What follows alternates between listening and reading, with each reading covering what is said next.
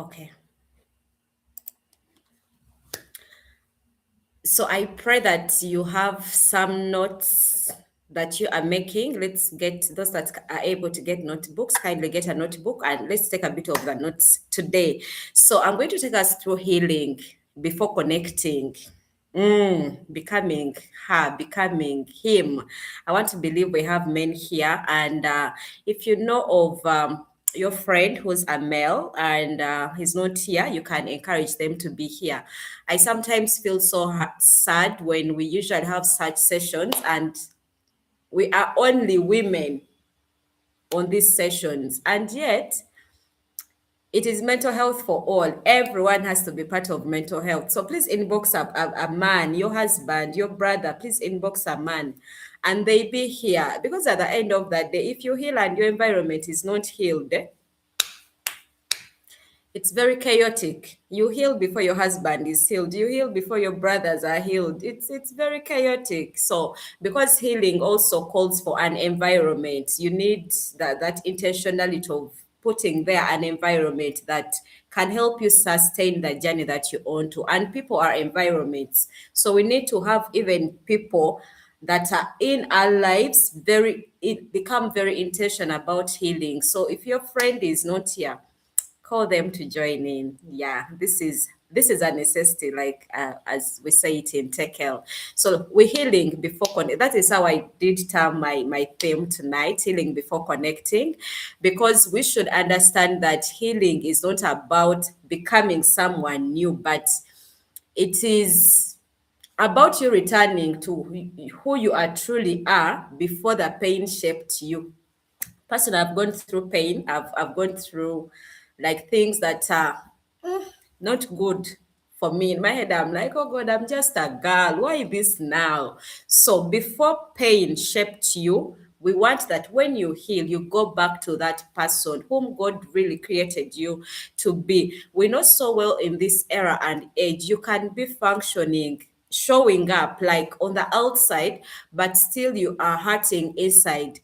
But us emphasizing the bit of inner healing, which is the mandate for us, it is to bridge, yeah, between who we appear to be and who we are truly are, because there is you in you that the world is waiting for. Sometimes some of us died before that us comes out. So you die with that you without us tapping into the you. So it's important that we do the inner work. When you do the inner work, your life stops being a performance and it becomes a reflection of your truth. Coach Mole talked about the people pleasing. Some of us that are people pleasing, we are doing a performance. Meanwhile, that is a very good performance that is very unpaid. No concert, it's not paid, no tickets. So when you do the inner work on you, your life stops being just a performance and becomes a reflection of your own truth, your own truth. So healing brings about alignment, and the alignment that you get after you intentionally heal, it brings about the peace. Are we there? I'm a teacher, so sometimes I'm like, are we there?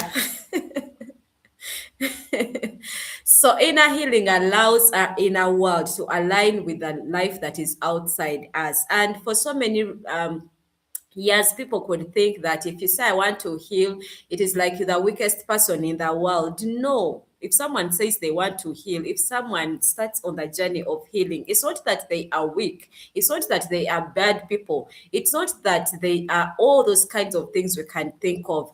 But it is the courage that someone has. That is courage. If someone says, I want to heal, that is courage, because they are going to get into a position of facing their inner, I call them demons. Yeah, emizim, their inner demons. So when you choose to confront your pain, you give your mental health a chance to breathe, to grow, to thrive. Because I like saying that you are not your wounds. You are not your wounds. And for people that want to use people's wounds against them, people are not their wounds. You who uses people's wounds against them, you have a problem. Actually, you're more sicker than they are. If you use someone's pain, if you use someone's wound against them, you're the sickest person that we have, not even the other person. So, people are not their wounds. Let's normalize not dressing people with their wounds. Every time you see how you see every mistake, you see every bad thing she has gone through, you see every failure, you see every difficult. No, that is not who she is. That is not who he is. People are not their mistakes. People are not their wounds. They are just in a process. They are just a work in progress. I will not go so much into what inner healing is. Coach Molly has done a bit of that for me. And she tried to emphasize to us the bit of awareness that healing happens in stages. You need to become so much aware and come to the acceptance of now, this is it. I need to take on this journey. I've been here for so long. And because also God is interested in our healing. So you come into acceptance, you start processing your things, however hard and bad they are. And then you start releasing them. You start releasing them. And when you start releasing them, we get into a stage of growth. After you get into a stage of growth, you come into a stage of integration. And after getting into a stage of integration, you come into the last stage of transformation. So ask yourself, which stage are you at? Because there are 7 stages. I might not have time to go through them. The first stage is awareness. The second stage is acceptance. The third stage is you processing. Then the fourth is releasing. The fifth, you get into growth. And then the sixth is integration. And then the seventh is transformation. Take a bit of inventory. Ask yourself, which stage am I at this point in my life?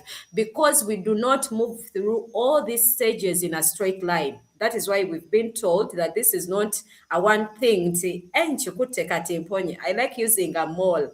People who like going to malls, all those big shopping centers, and they buy things like they know I can do my hair here, I can do this here, then I get ice cream here, then after I go home, when I've done everything in one place.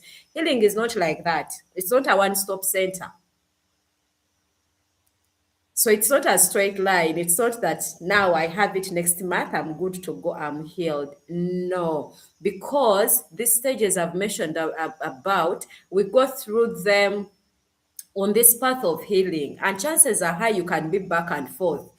You've started your processing stage, and then you bounce back and go back to the awareness. For example, you've been away from relationships, now you get into this relationship with this man or woman, and then you'll be like, I thought I'd healed, I thought I'd processed things, I thought I'd, before you know it, you hit back to the first stage of becoming aware that, hey, I didn't know that even this exists. I didn't know in Ndimkambwe. I didn't know that I have a bad attachment. I didn't. So you go back to the first stage. But it doesn't matter how many times you're going to bounce back and forth into stages.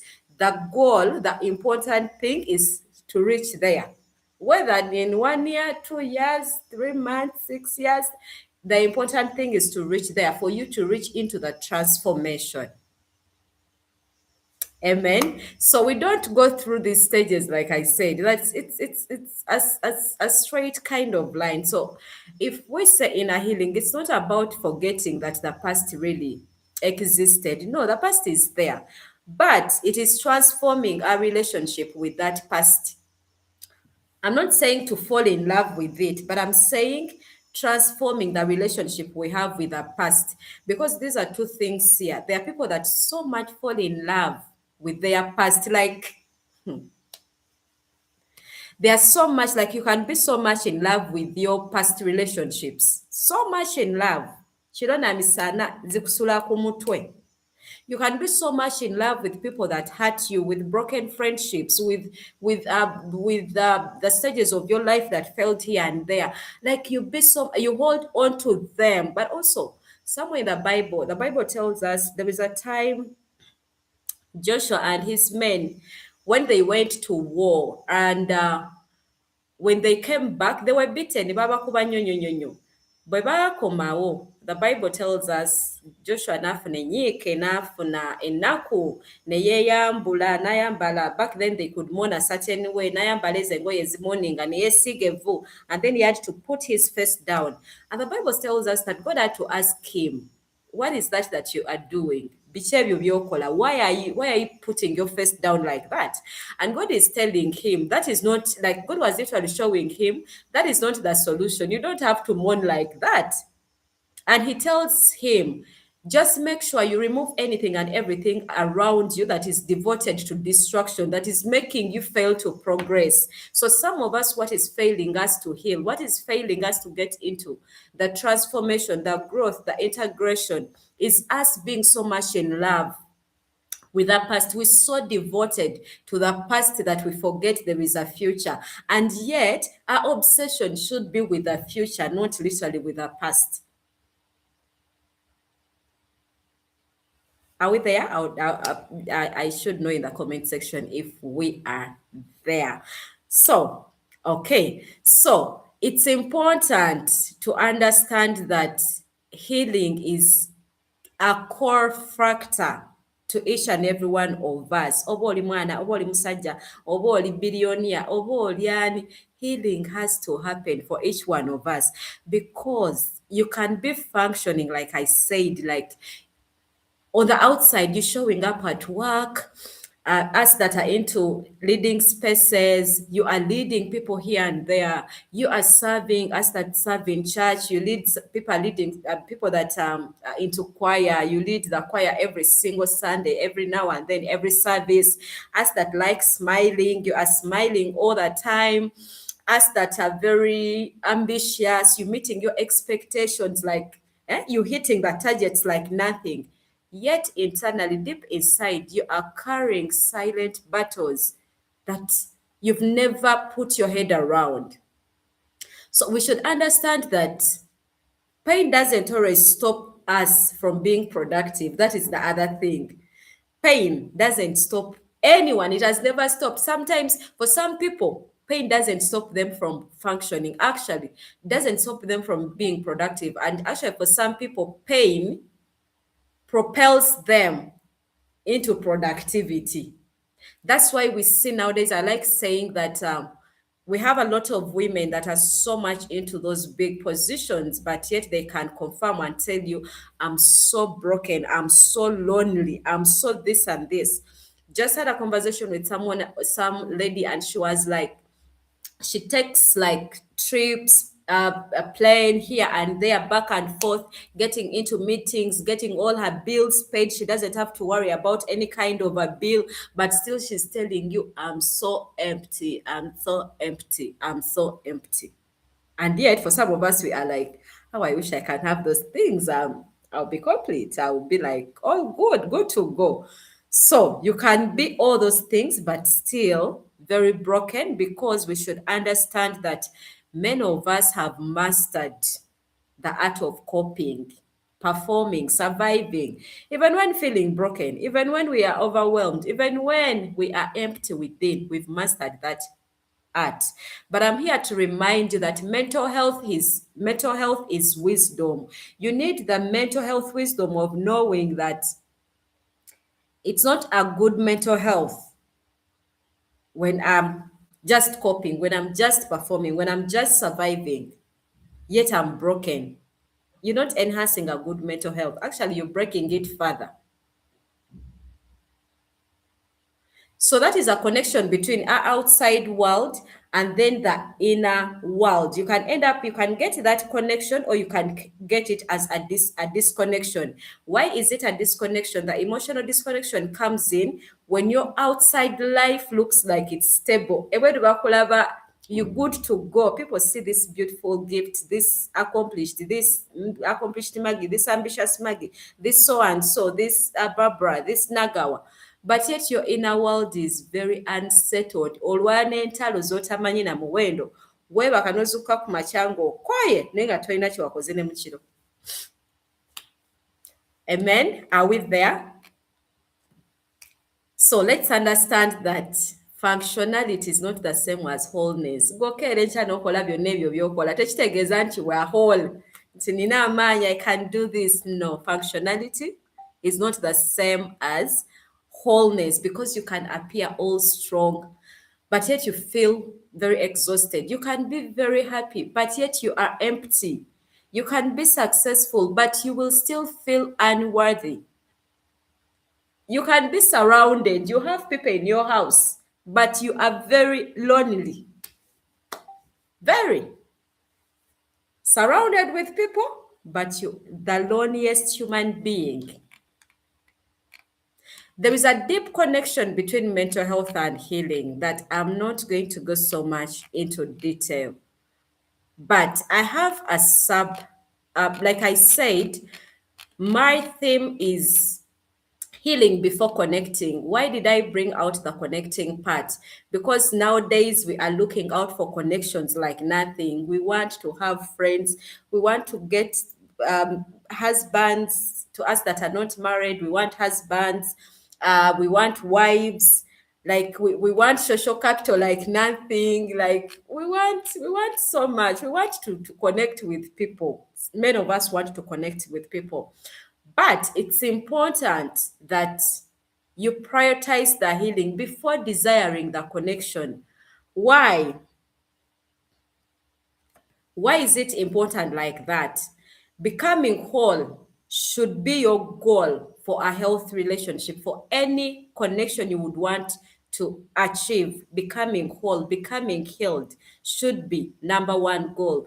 The Bible tells us in Proverbs, I think chapter 4, someone can quote it there for me. I think chapter 4, 20, between 20 and 24, somewhere, that guard your heart, for everything you do flows out of, like, guide your heart, for everything you do flows from it. And in the Bible, in Luke 6:45, it tells us that out of the abundance of the heart, the mouth speaks. So take a moment and ask yourself, what is it that I'm still carrying that is affecting how I relate with myself? And ask yourself, what part of me needs healing before I seek connection? Let those questions sink, write them down, and ask yourself, what is it that I'm still carrying that is affecting how I relate with people? Because back and forth you be on social media and see people fighting each other, even on small things, like people are fighting each other, people are abusing each other, people don't want to be now around people. We've become very isolated, we've become bitter, we've become so many things that, and I sometimes I be like, God is there and he's asking, and I, yeah, what's not happening here? But because we are too busy to do the work, we do not want to do the work of healing. So ask those questions to yourself and help me answer them for yourself. Because the truth is, many people don't want to talk about this truth, but we do not enter relationships empty. We enter them carrying something. Every relationship you've ever, and if I say relationship, sometimes when we say relationships, people are thinking romantic relationships. Romantic relationships are part of relationships, but they are relationships, work relationships, family relationships, friends relationships. Like, we have all the dimensions of relationships you can think about, even the relationship with self. It is a relationship. Some of us nowadays are so even detached from ourselves. We do not know who we are anymore. We do not know how to relate with us anymore. So I wanted to say that you should understand that you don't enter a relationship empty. You don't. You enter whatever relationship it is you get into carrying something. And what is that something? Whatever we carry, an example, we carry the past. You enter into that family with a past, your past. You enter into that with your friend, that girlfriend of yours, with your past. You enter with your wounds. You enter with your fears. You enter with your unmet needs and expectations. Like, you carrying something. People think like it is just me. Oh, Molly, I'm just gift. I'm just your girl gift. This is not gift. Gift is coming with so much. The past, the wounds. Gift is coming with her fears. Gift is coming with her unmet needs and and unmet expectations. Gift is coming with her attachments. Like you come with everything. Let me give us an example in the Bible. Too many of us know the story of Joshua and his brothers. I want to start from the time when Joshua gotten his position as the vice president and as in Egypt. And time came that in these other parts of the world, anger was like they had drought, they had famine, and things were not working well. They didn't have money. They didn't have food. Food was very scarce, and he had to welcome his brothers to where he is because for him he had plenty. He had so much.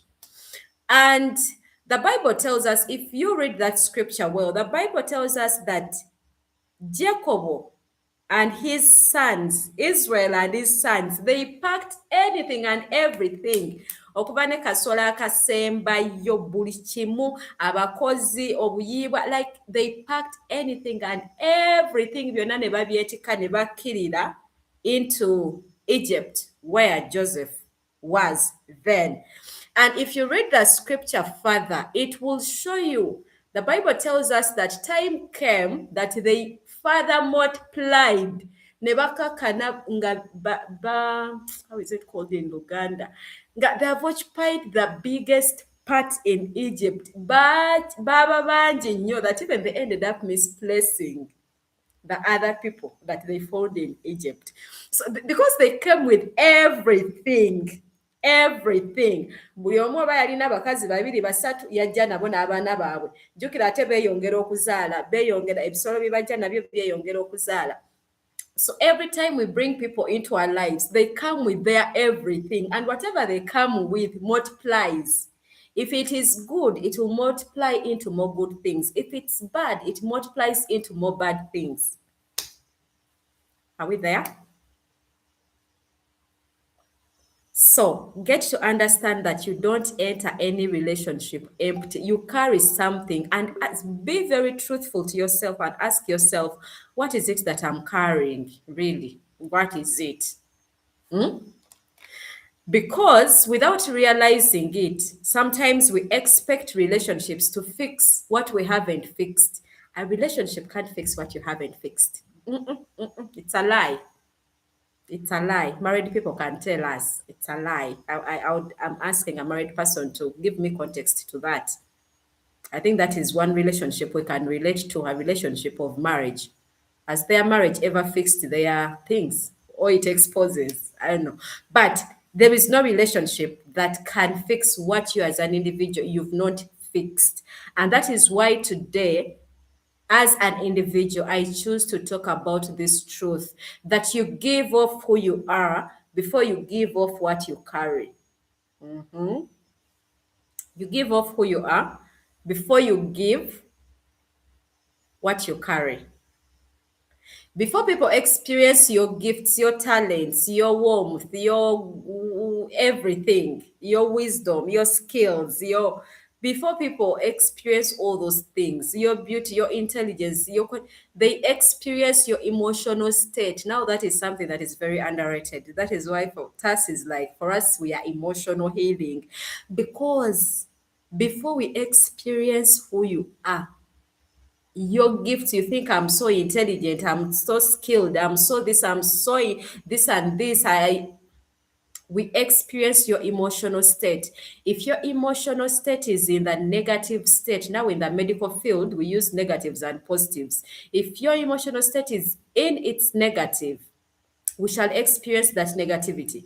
If your emotional state is in its positive, we shall experience that positivity. Sorry, I wanted to organize my phone, but I don't know how. Okay. So it's important for us as we finalize this mental health awareness month, or as we get into the last quarter of 2026, to prioritize inner healing and to prioritize the the art of connecting, the art of relationships, because building strategic relationships, like every one of us desires relationships. If you look at the Abraham's Maslow's hierarchy of needs, somewhere in that pyramid, I can't show it to you, but somewhere in that pyramid, they put for us relationships, intimacy somewhere, family somewhere, because it's a very important factor. Relationships are very important. A sense of belonging is very important. Some people work. One time I was asking one of my male friends, and I was asking him, but why do men work? And then he gave me three things. He said, we work we work, one, to get good sex. Two, we work to sleep well. Three, we work, it was good sex, sleep well, and then I'm forgetting the third thing. Yeah, the third thing was to get the people we want. And I'm like, nowadays people go to work to get certain people. Like, you work because there is someone you want to get. And of course, I try to internalize anything and everything that he said, and later in my brain's I had to make sense out of it. So whatever strategy you have for you to connect, like I said, this person told me for them they work for those three things. I don't know why you work. I don't know why you get into relationship, but the strategy of getting strategic relationships has to be number one, healing. You need to begin with your inner healing journey. You give off, like I said, who you are before you give up, you give like off what you carry. So if there is unhealed pain, it will speak louder than your potential will ever speak. Because just imagine, you are in a boardroom, you're giving your speech, and then someone says something. "Oh, wayazo zijja kuvaako, tujja kukulaba nti waya zivuddeko, tujja kukitegeera nti kooki waya zimuvuddeko." Because like I said, if there is unhealed pain, it will speak louder than your potential. So, strategic relationships are not just built on skills. We don't build relationships on networks. Nowadays, they are telling us, go to events, network, do this, network. Everything is network and network and network. But we don't build relationships on just network, not just on skills or opportunities, but we build them on emotional wellness. To the parents, teach that to your children. Not never to build relationships on cutting coordinate, like you give off yourself. That's why nowadays some of us, it's easy to give off our bodies, because we're thinking, I have to give off something. I need to give off something. We don't build relationships on any of those, on skills, on, because that means of course someone is going to love you just for what you can offer. If you stop giving them that, the relationship is normal. But relationships that are long lasting, they should be built on emotional wellness, because unhealed wounds can quietly shape how we show up. You end up, like, for example, you may seek validation instead of alignment. You're seeking validation at a workspace instead of aligning to your purpose. That's why you are at that job, but you are seeking validation. Weegula ku buli omu, from one office to the other. Gwagenda ng'obagulira chai buli lunaku, buli lunaku, buli lunaku, buli lunaku. Why? Ask yourself, why? Why have I even been doing the things I've been doing? Why? You may tolerate like unhealth dynamics out of fear or loss. Yeah, unhealth dynamics. Someone does something over and over and over and over and over and over. Of course, we are saying forgive, but also forgiveness has its stages, like how far you need to go with the forgiveness. But some of us end up tolerating a lot of drama, unhealthy dynamics, in the name of, I fear this man or woman to go. I fear this friend to go. I fear to lose this job. I fear this and this and this. That is your unhealed wounds. They are the ones speaking. You end up struggling with trusting, with boundaries, with consistency. If any one of us is here, and those are you struggle in those areas, you struggle to trust, you struggle to be consistent, you struggle to enforce certain boundaries, Those are your unhealed wounds speaking. But if you get into the inner healing, it allows you to show up whole, not half empty, like whole. It brings about confidence and it allows you to build from a place of confidence, not the other part of the insecurity. Because some of us sometimes we end up building from low self-esteem, from insecurities, instead of us building out of confidence. If you get more to understand about inner healing, you realize that it helps you to build confidence. To any one of us that is lacking onto confidence, you feel like it's hard for you to be confident, to have that kind of esteem, you need to check yourself and ask yourself, what are those areas in my life that I've not addressed? What are those areas in my life I need to confront, to deal with, to ask yourself, what are those areas? Another thing, when we do inner healing, it allows us to choose relationships that are aligned, but not those that are just available. You choose a relationship that is aligned, not ono yaliwo ate naakola ki, mole yaliwo, what should I do? Kamale gagenda naye. When you do the work, you choose relationship from alignment, not this man yaliwo, I've spent 2 years sina musajja ngamba nti anjagala, kamale gagenda noono, omulala bw'atajja. Guno omulimu gwe guliwo, maze ebbanga nga nnoonya omulimu, kati oguliwo gwa kugenda kukola mu club ey'ekiro ku kutambuza walajo something, and you know so well in the deepest of hearts that is against your values. Because kyekiriwo, it is the job and they are telling you tonyooma mulimo gwonna, you're like, kangende mu nkole. But you know you can't even handle that night kind of life club or something. But because for you, alignment is out of the equation.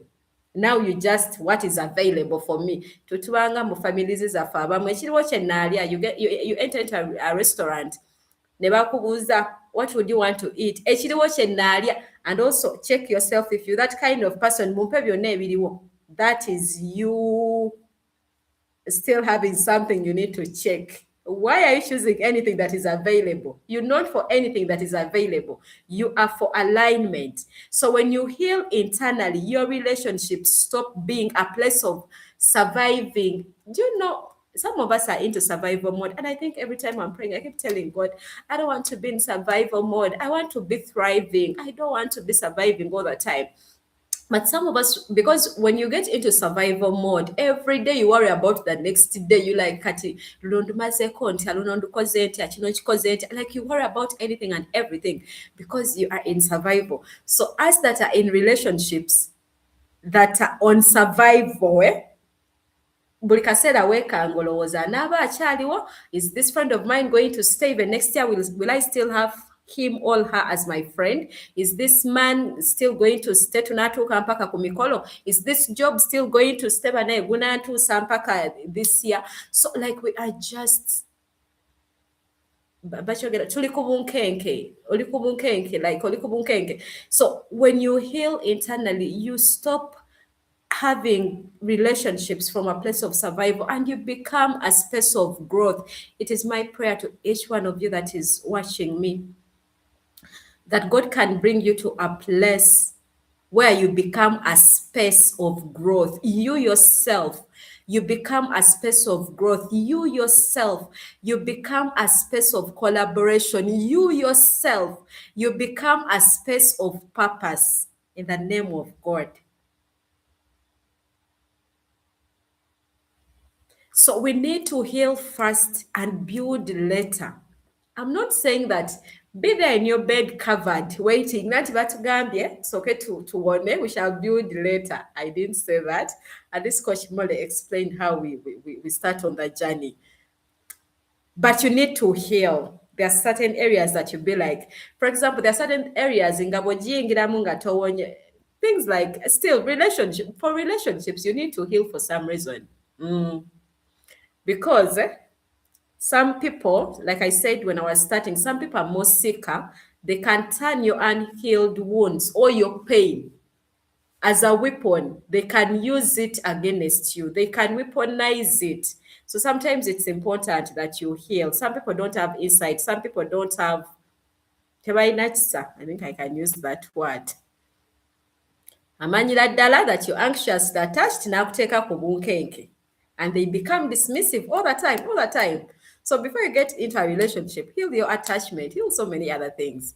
Okay, like I said, we heal first, we build later, because in every relationship, your wounds or your wholeness, like I said, will speak before your value does. And don't ask me how is value connected to relationships. Oh, in relationships, we need value. Yeah, we need value. If you've been in a relationship with someone that doesn't add you value, think about it. In relationships, we need value. So ask yourself, in the relationships that I'm in at my workplace, at in my community, at church, with friends, in this romantic relationship, which value am I bringing on table? Even God wants value from us. Meanwhile, so unhealed people don't build strategic relationships; they build survival connections. Those two things are the strategic relationships and survival connections. Yeah, like survival. Yeah, like survival. And you don't want to deal with also a person that is just surviving. Rwalero. You need to build with someone that has a future, someone that is aligned. Inner healing, we should understand that it is the foundation of unstable connections. I'm sorry, I've gotten a cold. It is a foundation of sustainable connections. And we should understand that we don't just attract people. You'll be like, I've attracted Mole. No, no, no, no. We don't just attract people. People, okay, yeah, let me put it like this. We don't just attract people, but people reveal a level of healing. Someone should put right for me that in the chat. That we don't just attract people, yeah, but we reveal a level of healing. The people that you have in your life, the people that you have in your life, they reveal the level at which you are at in your journey of healing. Amen. This is not a live class. I don't know whether people are sad. I don't know whether, but yes. So, wholeness, we should understand that it is the strategy behind every healthy relationship. Please let's go and heal. First, let's go and heal. Let's go and heal. Because many of us are trying to build strategic relationships, but we have to build them on a stable self. Be stable first. Because like I said, you attract based on your okay, yeah, you attract based on your wounds, not your worthy. Those are the bitter truths we don't want to put out there. But we attract based on our wounds. We attract based on our levels, not our worthy. Oyinza okulowooza bannange nze gifting nga nasoma. I thought I'm intelligent. I thought I'm like this, and then you attract a person, and then you're thinking, how did I become a friend to this person? That is your wounds. Like, it's not your worthy. We attract based on our wounds, not on our worthy. Tolowooza nti I have all these other PhDs, the 10 PhDs, whatever masters, whatever bachelors, whatever certificates and diplomas, that now that is you're thinking that is your worthy, and you're thinking you're going to attract people like that. We don't attract people like that. We attract based on our wounds. And sometimes we should understand that we settle because of fear, not alignment. Some of us are settling. And in the deepest of hearts, you know whether you just settled. You know so well that I just settled on this job. I just settled in this friendship. I just settled in this area. Because we settle because of fear, not alignment. Some of us, when we've not healed. And some of us, when we don't heal in the relationships, we overgive to be accepted. That is the people pleasing part. We overgive ourselves. You give your body, you give your wisdom, you give nga tebanaba nakubuuza how do we call it? Omuntu nga tanaba nakubuuza mpa ku magezi, already wamuwadde amagezi concept, full concept. Weewadde you overgive. Tanakugamba mpola just akugambye bugambe nina ekyetaago kya million bwesi wamugambye dda nina obukadde 5 ku account. Jesus Christ. I've studied. Anyway, another thing, we tolerate what we should walk away from. Sometimes what we tolerate, we can walk away from it. Whatever it is you've tolerated in your life, you can walk away from it. You can. If you go back in your closet and do the work with God, you can. So let's understand that unhealed pain doesn't stay hidden. Your unhealed pain, it will not be hidden forever. No. It doesn't. It links into communication. Your unhealed pain links into trust. Your unhealed pain links into boundaries. Your unhealed pain links into attachment. That's why I said unhealed wounds speak louder than your potential will ever speak. So you need to be very honest with yourself. You may need healing, to anyone that is watching me now. If you consistently seek validation from other people, put those things down. The other thing we didn't tell you that for healing, you need to be very truthful to the core, very truthful. Because if you don't do that, you can't heal what you've not named. You can't heal what you're not ready to confront. If you're not ready to confront, that's why you see many of us are avoiding hard conversations in relationships. But what you're not ready to confront, kiyinza okuba nga like you're not ready to deal with it. So be truthful to yourself and ask yourself, are you constantly